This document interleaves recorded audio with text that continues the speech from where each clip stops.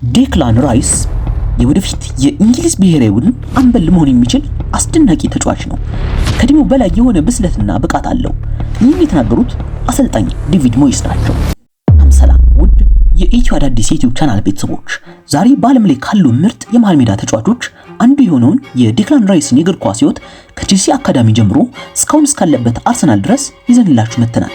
ለቻናላችን አዲስ ከሆናችሁ ላይክ፣ ሼር፣ ሰብስክራይብ ማድረግ አትርሱ። ቀጥታ ወደ ቪዲዮ እንግባ።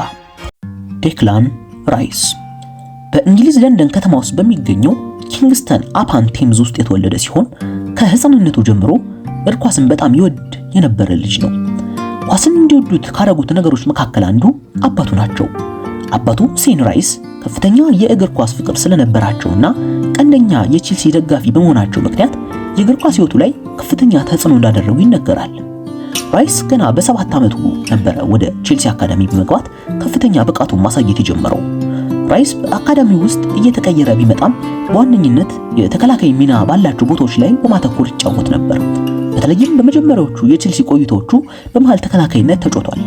ራይስ በቼልሲ አካዳሚ ከ7 እስከ 14 ዓመቱ ድረስ ተስፋ ሰጪ እንቅስቃሴዎችን ሲያደርግ ቆይቶ በ14 ዓመቱ ከቼልሲ ወደ ዌስትሃም አካዳሚ ተዘዋወረ። እዚህ ዝውውር እንደ አንድ ምክንያት የሚጠቀሰው ራይስ በጊዜው በቂ ያልሆነ የአካል ጥንካሬ እንደሌለውና ከሌሎች ታዳጊዎች አንጻር ፍጥነቱ ዛግ ያለ በመሆኑ ምክንያት የቼልሲ አካዳሚ አሰልጣኞች በሱ ላይ እምነት በማጣታቸው በ14 ዓመቱ ከቼልሲ ወደ ዌስትሃም አካዳሚ ተቀላቀለ። ዴክላን ራይስ በ2014 ዌስትሃምን ከተቀላቀለ በኋላ ጥሩ እድገት ማሳየት ጀመረ። ዌስትሃምን ከተቀላቀለ ከ2 ዓመት በኋላ ማለትም በ2015-16 የውድድር ዓመት አካባቢ ከሱ በእድሜም ሆነ በአካል ብቃት ከፍ ካሉ ተጫዋቾች ጋር መጫወት ጀመረ። በዚህ ጨዋታ ላይ ጨዋታን የማንበብ ብቃቱና ኳስን ከሌሎች ተጫዋቾች የመቀማት ብቃቱ ጎልቶ በመታየቱ ምክንያት በዌስትሃም አካዳሚ አሰልጣኞች ትኩረት ውስጥ እንዲገባ አድርጎታል። በዚህ ጥሩ እንቅስቃሴው ምክንያት ገና በ17 ዓመቱ ማለትም በ2016 የዌስትሃምን ከፍተኛ ቡድን ተቀላቅሎ ልምምድ ማድረግ ጀመረ። በሜይ 21 2017 ለዌስትሃም ዩናይትድ ከፍተኛ ቡድን የመጀመሪያ ጨዋታውን አደረገ። በወቅቱ የዌስትሃም አሰልጣኝ የነበሩት ስላቪን ግሊች ራይስን ቀይረው በ80 ደቂቃ በማስገባት የጨዋታ እድል ሰጡት። ራይስም እድሉን በመጠቀም በተከላካይ አማካኝነት ቦታ ላይ ጥሩ እንቅስቃሴ አሳይቶ ዌስትሃም በርንሌን 2-1 አሸንፎ እንዲወጣ ቁልፍ ሚና ተጫወተ። የዚህን ጊዜ ነበረ በአሰልጣኙና ደጋፊው አይን ውስጥ የገባው። እዚህ ጥሩ እንቅስቃሴ ዴክላን ራይስ ከቀጠለ በኋላ ሙሉ የፕሪሚየር ሊግ ጨዋታውን ያደረገው በነሐሴ 13 2017-18 የውድድር ዘመን ሲሆን በመሃል ተከላካይነት ተጫወተ። ዌስትሃም በዚህ ጨዋታ በማንቸስተር ዩናይትድ 4-0 ቢሸነፉም በግሉ ራይስ ተስፋ ሰጪ እንቅስቃሴን በማድረግ የግል ብቃቱን አስመሰከረ።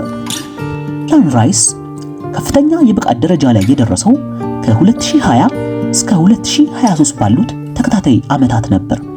በእነዚህ ዓመታት ራይስ ማለትም ከ2020 እስከ 2021 ጀምሮ የዌስትሃም አምበል ወይም ካፒቴን በመሆን የቡድኑ ዋናና ሞተር ተጫዋች በመሆን አገልግሏል።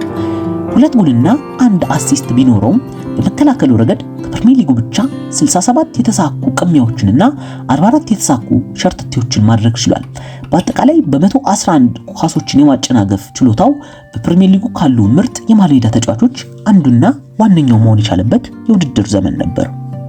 2022-23 የውድድር ዓመት ደግሞ በአምበልነት የዩኤፋ ኮንፈረንስ ሊግ ዋንጫን ከቡድኑ ጋር ማሳካት ችሏል። በዚህ ዓመት ደግሞ 5 ጎሎችንና 4 ጎል የሚሆኑ ኳሶችን አመቻችቶ በማቀበል በአጠቃላይ በ9 የጎል ተሳትፎ ጥሩ እንቅስቃሴ ከማድረጉ በተጨማሪ 63 የተሳኩ ታክሎችን ወይም ሸርተቴዎችንና 63 ኳስ ከተቃራኒ ቡድን የማስጣል ተግባሮችን በመፈጸም በአጠቃላይ 126 የተሳኩ ኳሶች ከተቃራኒ ቡድን የማስጣል እንቅስቃሴ በማድረግ በዓመቱ ተወዳዳሪ ያልተገኘለት ብቸኛው ተጫዋች ነበር። ዓመቱ ከተጠናቀቀ በኋላ እንደነ ማንቸስተር ሲቲ፣ ማንቸስተር ዩናይትድ እንዲሁም ቼልሲ አይነት ክለቦች ቢፈልጉትም ምርጫውን አርሰናል አድርጎ በእንግሊዝ የተጫዋቾች ታሪክ ሪከርድ በሆነ ዋጋ በ105 ሚሊዮን ፓውንድ ጠቅላላ ዋጋ ወደ አርሰናል መቀላቀል ችሏል። ወደ አርሰናል ከተቀላቀለ በኋላ በመከላከል ይታወቅ የነበረው ራይስ ማጥቃት እንቅስቃሴ ወሳኝ ተጫዋች መሆን ሲችል በዚህ ዓመት 7 ጎልና 10 አሲስት በአጠቃላይ 17 የጎል ተሳትፎ ማድረግ ችሏል። በመከላከሉም ረገድ 89 የተሳኩ ኳሶችን ከተቃራኒ ቡድን ማስጣል ችሏል። በቀጣዩ ዓመት ማለትም በ2024-25 የውድድር ዘመን ጀምሮ እስካሁን ለአርሰናል ከ65 እስከ 75 ጨዋታዎችን ማድረግ ሲችል ከ25 እስከ 30 የጎል ተሳትፎ አለው። ከ150 በላይ ከተቃራኒ ቡድን ኳሶችን መቀማት ሲችል ራይስ በአርሰናልም ሆነ በእንግሊዝ ብሔራዊ ቡድን ዘንድ ወሳኝ ተጫዋች መሆኑን እያስመሰከረ ይገኛል። እናንተስ ስለ ዲክላን ራይስ ምን ትላላችሁ? ለዛሬ ያቀረብንላችሁ የዲክላን ራይስ የእግር ኳስ ህይወት ይህንን ይመስል ነበር። ቀጣይ የማንን ታሪክ ይቅረብ?